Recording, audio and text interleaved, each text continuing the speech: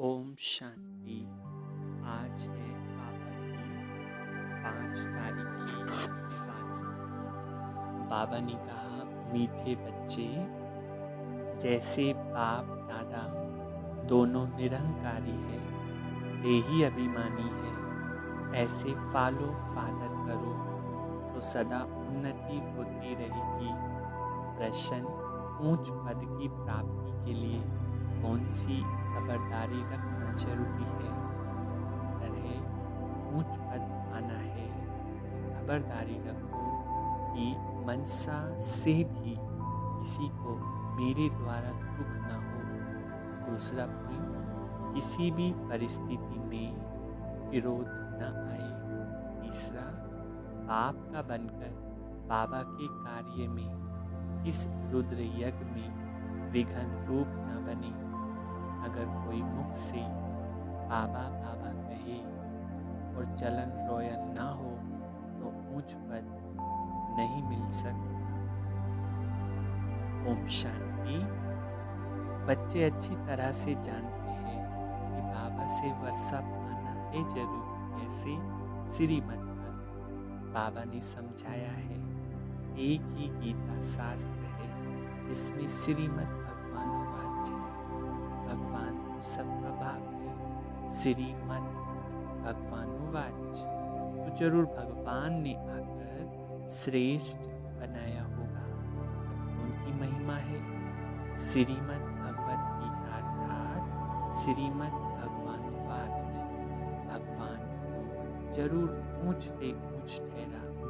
श्रीमद भी उस ही एक शास्त्र में गाई हुई है और कोई शास्त्र में श्रीमद भगवानुवाच नहीं। श्रीमद इसकी होनी चाहिए, वह लिखने वाले भी समझ न सके उसमें भूल क्यों हुई है, वह भी बाप आकर समझाते हैं। रावण राज्य शुरू होने से ही रावण मत पर चल पड़ते हैं। पहले कड़े ते कड़ी भूल इन रावण मत वालों ने की। रावण की जमात लगती है। जैसे कहा जाता है, शंकर प्रेरक है, बॉम्ब शादी बनवाए, वैसे 5 विकारों रूपी रावण प्रेरक है। मनुष्यों को पतित बनाने का पुकारते हैं। पतित पावन आओ। पतित पावन एक ही ठहराना, इससे सिद्ध है कि पतित बनाने वाला और है, पावन बनाने वाला और है, दोनों एक हो नहीं सकते। ये बातें तुम बच्चे ही समझते हो। नंबरवार पुरुषार्थ अनुसार ऐसे मत समझना कि सभी को निश्चय है। नंबरवार है। जितना निश्चय है उतना खुशी बढ़ती है। बाप की मत पर चलना होता है। श्रीमत पर हमको यह स्वराज्य पद पाना है। मनुष्य से देवता बनने में देरी नहीं लगती। तुम पुरुषार्थ करते हो, मम्मा बाबा को फॉलो करते हो, वैसे वह आप समान बनाने की सर्विस कर रहे हैं। तुम भी समझते हो हम क्या सर्विस कर रहे हैं और मम्मा बाबा क्या सर्विस कर रहे हैं। बाबा ने समझाया था कि शिव बाबा और ब्रह्मा दादा दोनों इकट्ठे हैं, तो समझाना चाहिए कि सबसे नज़दीक है।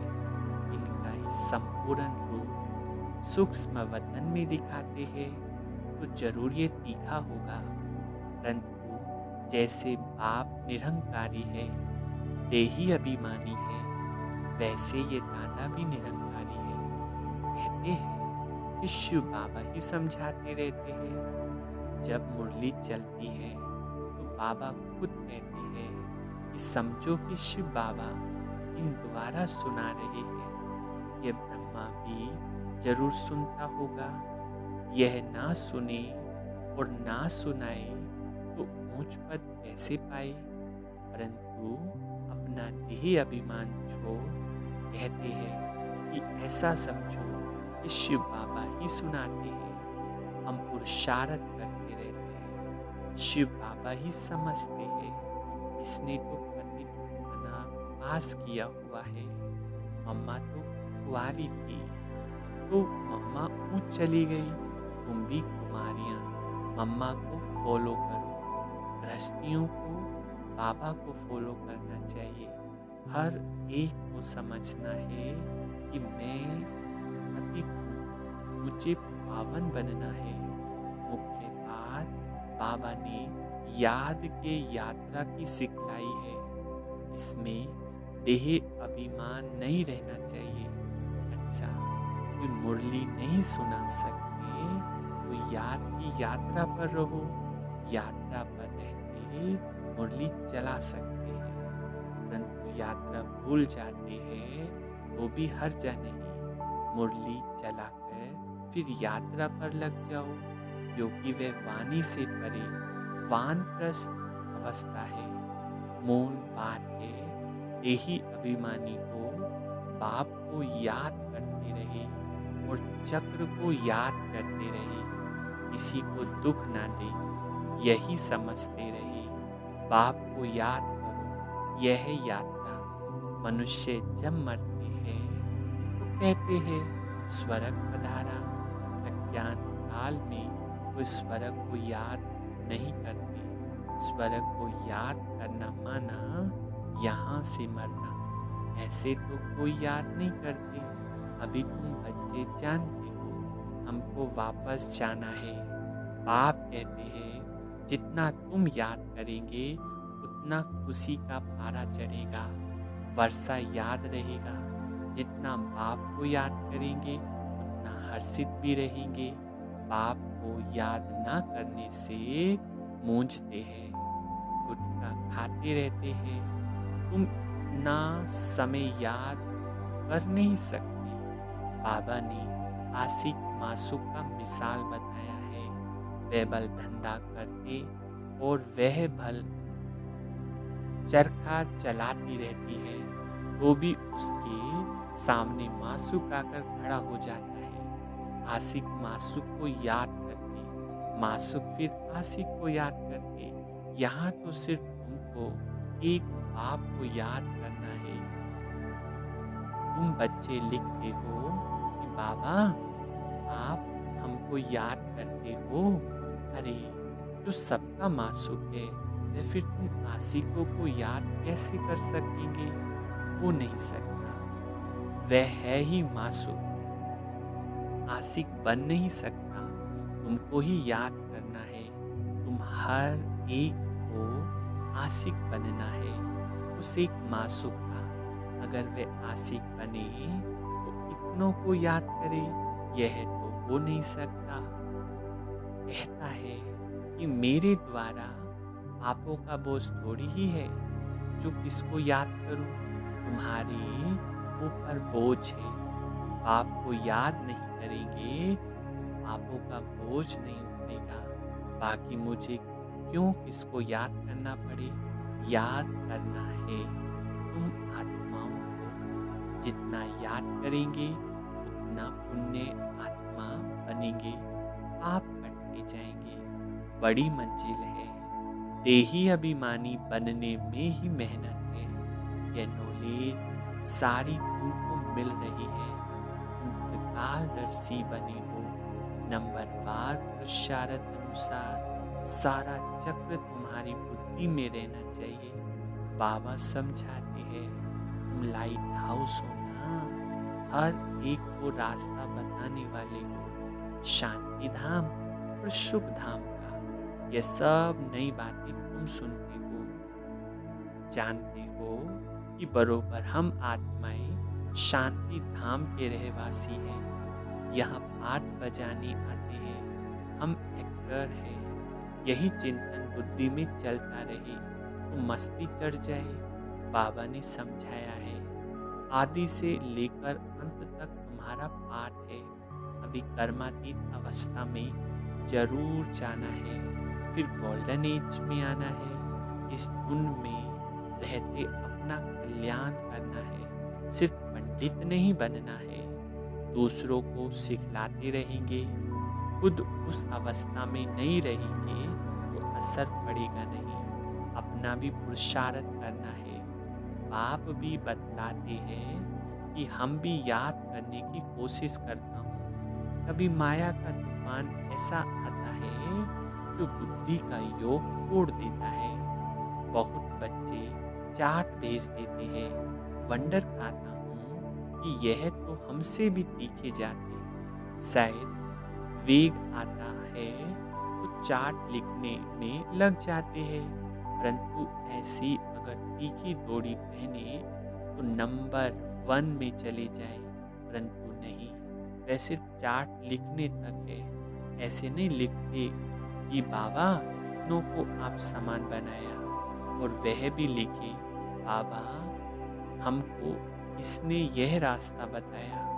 ऐसा समाचार नहीं आता तो बाबा क्या समझेंगे। सिर्फ चाट बेचने से काम नहीं चलता, आप समान भी बनना है। रूप और पसंद दोनों बनना है, नहीं तो बाप समान नहीं ठहरे। रूप भी पसंद भी एक्यूरेट बनना है, इसमें ही मेहनत है। देह अभिमान मार डालता है। रावण ने देह अभिमानी बनाया है। अभी तुम देही अभिमानी बनते हो। फिर आधा कल्प के बाद रावण देह अभिमानी बनाता है। देही अभिमानी तो बहुत मीठा बन जाते हैं, संपूर्ण तो अभी कोई भी नहीं है। इसलिए बाबा हमेशा कहते हैं कि किसी के भी दिल को रंज नहीं करना, दुख नहीं देना। सबको बाप का परिचय दो। बोलने करने की भी बड़ी रॉयल्टी चाहिए। ईश्वरीय संतान के मुख से सदैव रतन निकलनी चाहिए। तुम मनुष्यों को जिए दान देते हो, रास्ता बताना है और समझाना है। तुम परमात्मा के बच्चे हो ना, उनसे तुमको स्वर्ग की राजाई मिलनी चाहिए।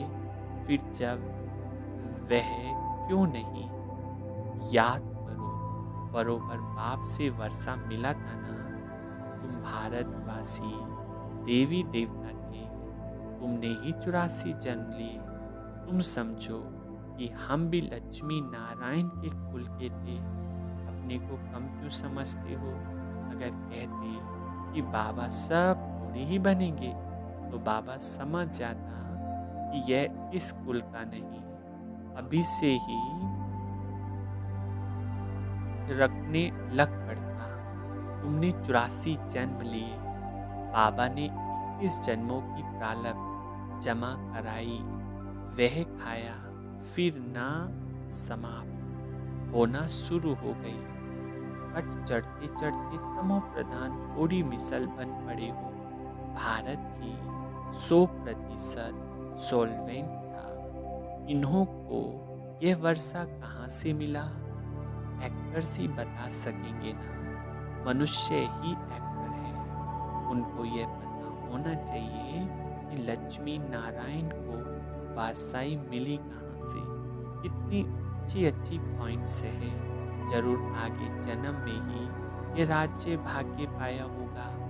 बाप ही पतित पावन है। बाप कहते हैं कि मैं तुमको कर्म अकर्म और विकर्म की गति समझाता हूँ। रावण राज्य में मनुष्यों के कर्म विकर्म हो जाते हैं, वहाँ तुम्हारे कर्म अकर्म होते हैं। वह है दैवी सृष्टि। मैं रचता हूँ तो जरूर मुझे संगम पर आना पड़ी। यह रावण राज्य है, वह ईश्वरीय राज्य।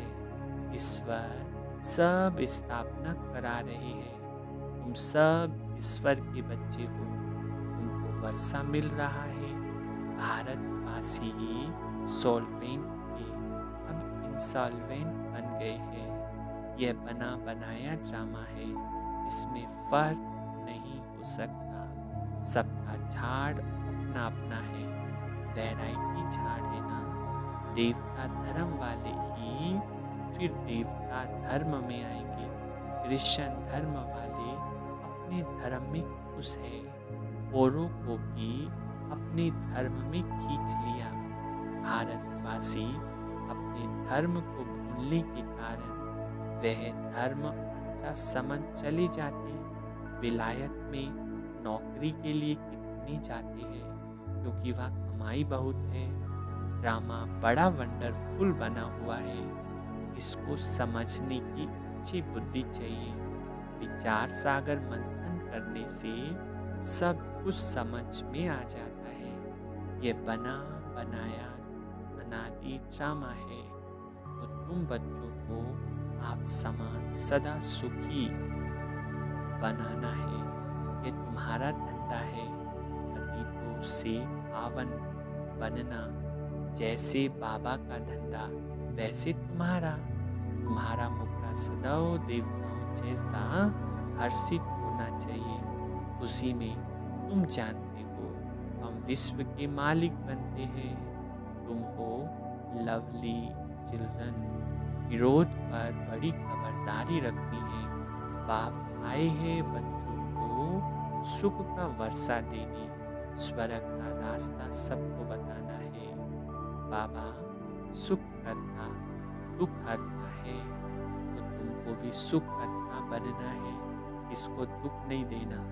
दुख देंगे तो तुम्हारी सजा 100 गुना बढ़ जाएगी। कोई भी सजा से बच नहीं सकता। बच्चों के लिए तो खास ट्यूबिनल बेड भी है। बाबा कहते हैं कि तुम विघन डालेंगे तो बहुत सजा खाएंगे। कल्प कल्पांतर तुम साक्षात्कार करेंगे कि फलाने ये बनेंगे। आगे जब देखते थे तो बाबा मना करते थे कि ना सुनाओ। अंत में तो एक्यूरेट मालूम पड़ता जाएगा। आगे चलकर जोर से साक्षात्कार होंगे, वृद्धि तो होती जाएगी। आबू तक क्यों लग जाएगी। बाबा से कोई भी मिल नहीं सकेंगे। कहेंगे आहो प्रभु तेरी लीला। यह भी गाया हुआ है। विद्वान पंडित आदि भी पीछे आएंगे, उन्हों के सिंहासन भी हिलेंगे। तुम बच्चे तो बहुत खुशी में रहेंगे। अच्छा मीठे मीठे सिखिले दे बच्चों प्रति माता पिता बाप दादा का याद प्यार। ऐसी याद प्यार एक ही बार मिलती है। जितना तुम याद करते हो उतना तुम प्यार पाते हो। विकर्म विनाश होते हैं और धारणा भी होती है। बच्चों को खुशी का पारा चढ़ा रहना चाहिए। जो भी आए उनको रास्ता बताए। बेहद का वर्षा बेहद के पाप से पाना है। हम बात है क्या, ऐसा पुरुषार्थ करना चाहिए। अच्छा मीठे मीठे सिखिले दे रूहानी बच्चों प्रति रूहानी बाप दादा का याद प्यार और गुड मॉर्निंग।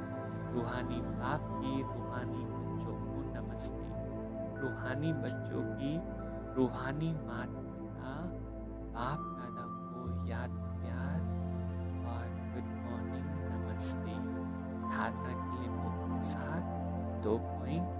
पहला, बोलने चलने में बहुत रॉयल बनना है। मुख से सदैव रत्न निकालने हैं। आप समान बनाने की सेवा करनी है। किसी की दिल को रंज नहीं करना। दूसरा पॉइंट, विरोध पर बड़ी खबरदारी रखनी है। मुखड़ा सदैव देवताओं जैसा हर्षित रखना है। स्वयं को ज्ञान योग बल से देवता बनाना है। वरदान, सदा पश्चाताप से परे प्राप्ति स्वरूप स्थिति का अनुभव करने वाले सद्बुद्धिवान भव। जो बच्चे बाप को अपनी जीवन की नैया देकर मैंपन को मिटा देते, श्रीमत में मनमत मिक्स नहीं करते, वे सदा पश्चाताप से परे प्राप्ति स्वरूप स्थिति का अनुभव करते, उन्हें ही सद्बुद्धिवान कहा जाता है। ऐसे सद्बुद्धि वाले तूफानों को तोहफा समझ स्वभाव संस्कार की अक्कर को आगे बढ़ने का आधार समझ सदा बाप को साथी बनाते हुए साक्षी हो हर बाट देखते सदा हर्षित होकर चलते हैं। स्लोगन, जो सुखदाता बाप के सुखदाई बच्चे हैं, उनके पास दुख की लहर आ नहीं सकती। ओम शांति।